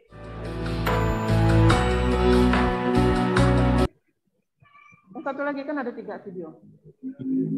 Seperti kita ketahui bahwa nah, ini kita menggunakan nasi, Pak. Trichoderma yang kita pegang apakah masih hidup atau sudah mati kita uji di sini. Menggunakan nasi matang. Nasi yang sudah matang, hangat-hangat suam kuku, ataupun yang dingin, silakan pakai. Nah, ini dimasukkan ke dalam plastik. Nah, setelah itu, dimasukkan tuh produk yang kita beli, campurkan saja di nasi tersebut. Nah, setelah itu ditutup, kita inkubasi. Diinkubasi beberapa hari, kemudian kita amati nanti. Nah, itu produk yang kita beli ya. Kita masukkan ke dalam nasi. Kemudian plastiknya ditutup, disil.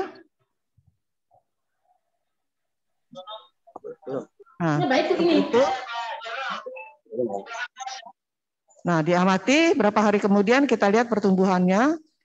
Kalau terlihat ada hijau-hijau di nasi itu, berarti trichodermanya masih bagus. Nah, itu lihat tuh, hijau kan tuh, berarti bagus. Kalau di nasinya itu nggak tumbuh, nggak kelihatan warna hijau, jangan dipakai lagi produknya, udah mati itu trichodermanya. Itu Pak. Baik Bu, terima kasih. Terima kasih Bu. Sama-sama Pak. Nah itu videonya dikirim Bu, kalau bisa videonya dikirim ya Bu. Oh. Nah, bagus materinya. Ya Pak. Ya, jadi itu teknik sederhana yang disampaikan Bu Eti untuk mengembangkan trichoderma ya. Tadi kalau sumber trichoderma murninya kan bisa Bapak Ibu peroleh misalkan dari balai-balai riset yang mengembangkan ya.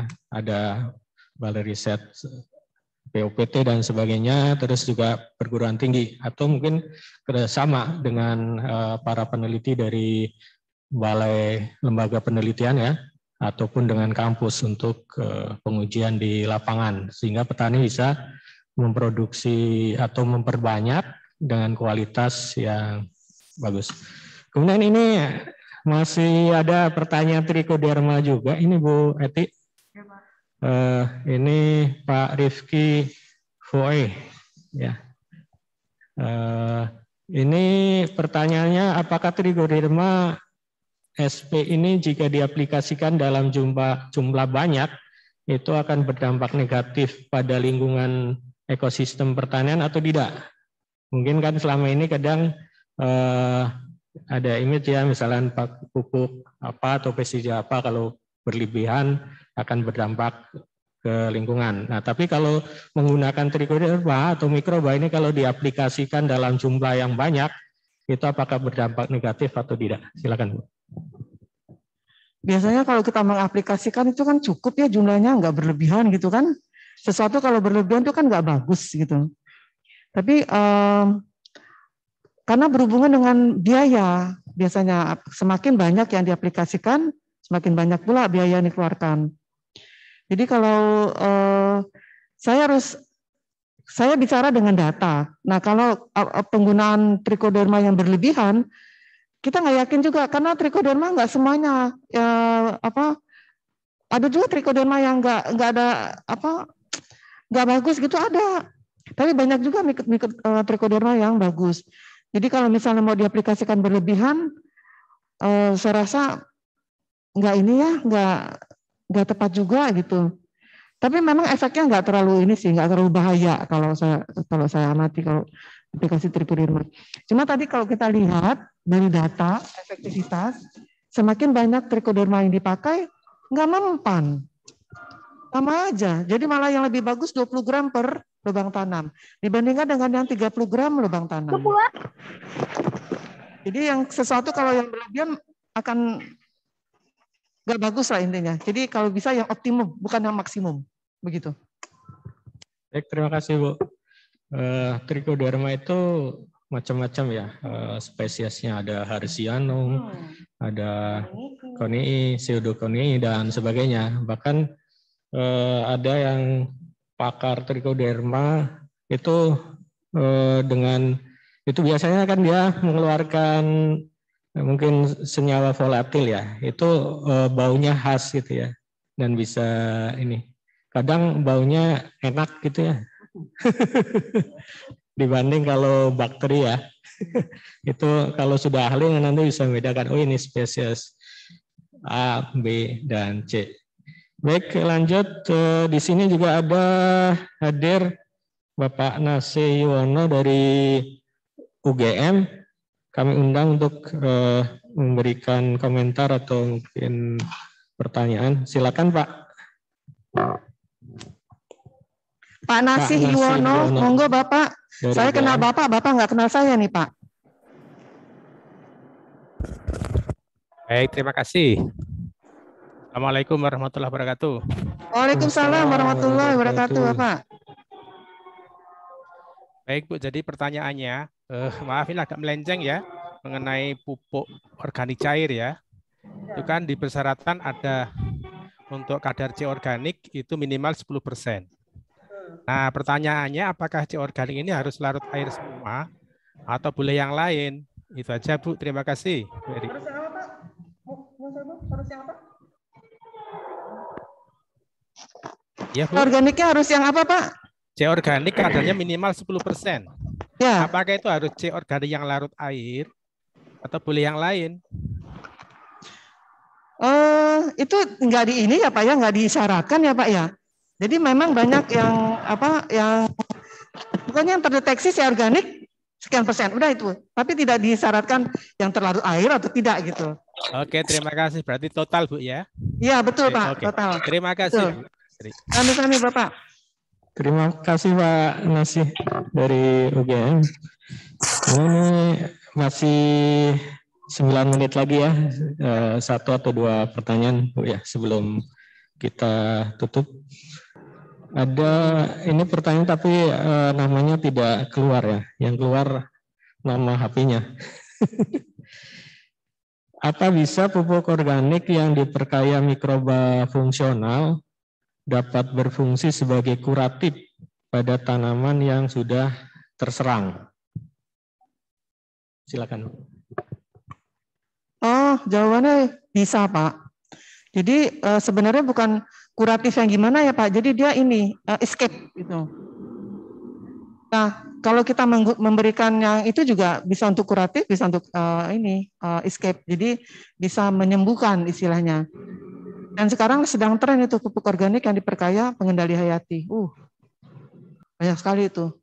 Bahkan ada perusahaan yang sudah berani dia ancang-ancang mau mengekspor gitu. Cuma saya selebihnya saya nggak tahu. Cuma wacana seperti itu. Dan saya yakin itu mungkin sudah diekspor. dan atau kalaupun tidak diekspor sudah digunakan di perkebunan-perkebunan begitu. Baik, terima kasih Bu. Memang mikroba ini harus dieksplor ya fungsionalnya. Tadi seperti yang Bu Eti sampaikan sebagai membantu ketersediaan hara untuk tanaman, kemudian penghasil fitohormon, sampai juga untuk biokontrol, pengendali hayati dan lain-lain. Bahkan sekarang berkembang juga dari mikroba itu bisa diisolasi enzimnya atau senyawa-senyawa metabolit yang dikembangkan di dunia industri. Nah, ini pertanyaan terakhir. Sebenarnya masih banyak pertanyaan, tapi mungkin nanti bisa kontak langsung narasumber ataupun mengirimkan email dan sebagainya. Karena kalau membahas tentang dunia mikroba ini mungkin kalau nggak dibatasi akan ini sangat menarik ya. Ini pertanyaan dari Pak Rudi Hartono. Ya, ini terakhir untuk mempertegas tadi juga yang sudah disampaikan. Nah, ini material atau bahan tambahan apa yang perlu ditambahkan ke dalam pupuk organik agar mikroba berkembang pesat? Sebenarnya yang disyaratkan mikroba untuk pertumbuhan mikroba itu yang utama adalah karbon, Pak. Semakin tinggi kandungan karbon organiknya, semakin mikrobanya semakin bisa bertahan lama, viabilitasnya tetap tinggi, sekalipun masa simpan sudah cukup lama gitu. Jadi yang utama adalah karbon. Kalau karbonnya tinggi, insya Allah mikrobanya tetap bertahan sampai beberapa bulan masa simpan begitu. Makanya yang disyaratkan adalah pupuk organik yang kandungan karbonnya tinggi, kompos yang kandungan karbonnya tinggi. Gitu, Pak. Baik, Bu, terima kasih atas jawabannya. Ini sangat menarik ya untuk topik hari ini, yaitu bagaimana cara meningkatkan mutu pupuk organik dengan pengkayaan mikroba. Dan ini sangat menarik untuk diteliti, bahkan sampai nanti diaplikasikan. Dan kita harapkan tidak hanya trichoderma, tidak hanya misalkan Rhizobium, insya Allah banyak mikroba-mikroba fungsional lainnya di Indonesia yang perlu dikembangkan, apalagi kita punya ekosistem yang unik gitu ya. Dan di lingkup BBSDLP banyak juga pakar-pakar yang berkecimpung di dunia mikroba ya, baik yang di Bogor, kemudian di Kalimantan Selatan, juga di Pati, Balintan, ya berbagai macam agroekosistem terkait dengan pemanfaatan mikroba. Ada yang untuk meningkatkan ketahanan tanaman terhadap cekaman abiotik, biotik, ya bahkan di kondisi rawa, gambut, lahan kering masam dan sebagainya, dan sangat kaya Indonesia. Baik, kami cukupkan untuk presentasi dan diskusi pada topik hari ini. Semoga membawa manfaat untuk kita semua, dan saya harap masih banyak yang penasaran sehingga mungkin bisa komunikasi lebih lanjut dengan narasumber atau peneliti-peneliti mikrobiologi yang berada di lingkup Balai Besar Litbang Sumber Daya Lahan Pertanian. Sebelum saya tutup untuk sesi ini, kami mohon maaf untuk Bapak Ibu peserta sekalian jika yang kami sampaikan, yang kami pandu ada kesalahan, kehilafan. Baik, saya tutup dan saya kembalikan ke MC. Assalamualaikum warahmatullahi wabarakatuh. Waalaikumsalam warahmatullahi wabarakatuh. Terima kasih kepada Ibu Dr. Insinyur Eti Pratiwi MSI dan Bapak Dr. Surono MAGR atas materi dan diskusi yang sangat bermanfaat. Acara selanjutnya, sesi foto bersama. Kepada peserta yang hadir online, diharapkan mengaktifkan video.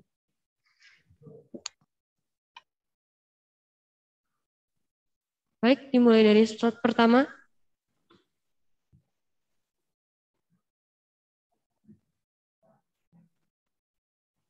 Lanjut slide kedua. Slide ketiga.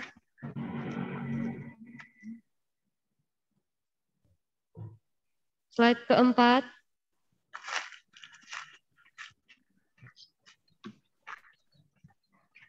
Slide kelima.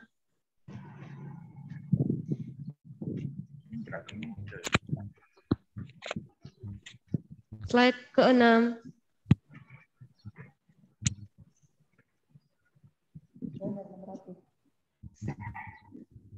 Lanjut slide ketujuh.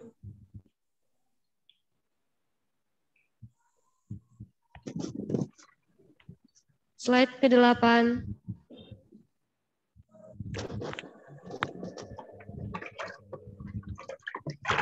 Slide ke-9. Slide ke-10. Slide ke-11.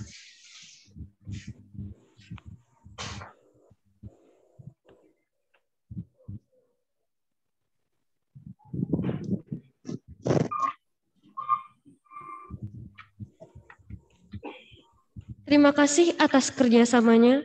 Sebelum menutup acara, tidak lupa kami informasikan bahwa BIMTEK hari ini merupakan seri ketiga dari rangkaian BIMTEK online yang diselenggarakan oleh Balai Besar Sumber Daya Lahan Pertanian. Untuk BIMTEK selanjutnya akan dilaksanakan pada tanggal 1 September 2021 dengan judul Memahami Dampak Perubahan Iklim dan Wilayah, Kunci Keragaman Iklim Indonesia Mendukung Adaptasi Sektor di Pertanian, dengan pemateri Dr. Insinyur Woro Estidikias, MSI. Bapak dan Ibu yang sampailah kita di penghujung acara, marilah kita mengucapkan puji syukur atas kelancaran yang telah diberikan. Dan marilah kita tutup acara ini dengan membaca kalimatul hamdalah. Alhamdulillah. Alhamdulillahirrahmanirrahim. Kami ucapkan terima kasih atas partisipasi Ibu Bapak semua dan kami mohon maaf atas segala kekurangan. Baik. Akhir kata, wabillahi taufiq wal hidayah. Wassalamualaikum warahmatullahi wabarakatuh. Waalaikumsalam warahmatullahi wabarakatuh. Terima kasih Bu Eti. Waalaikumsalam warahmatullahi wabarakatuh. Terima kasih. Waalaikumsalam warahmatullahi wabarakatuh. Waalaikumsalam warahmatullahi wabarakatuh. Warahmatullahi wabarakatuh. Waalaikumsalam warahmatullahi wabarakatuh. Waalaikumsalam warahmatullahi wabarakatuh. Waalaikumsalam warahmatullahi wabarakatuh. Terima kasih.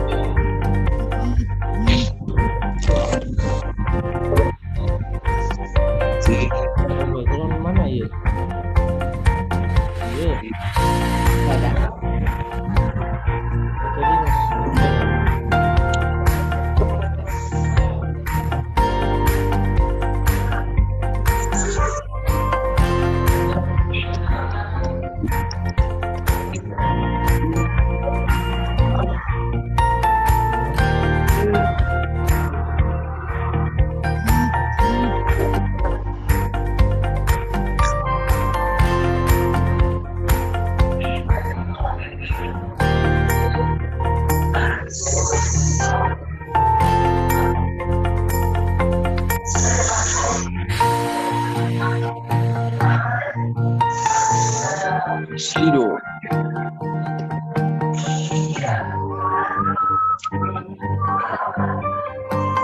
Manter di presentasi podcast muda dokter.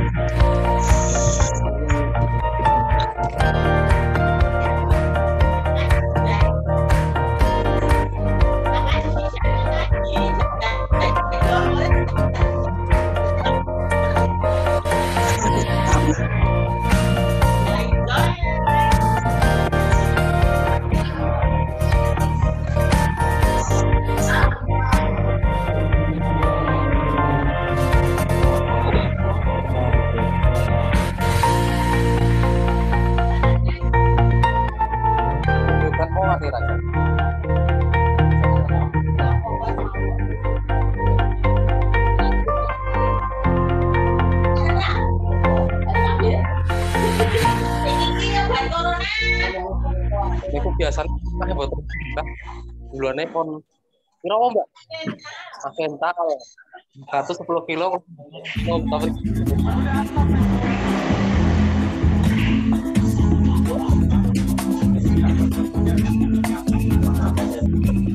Oh.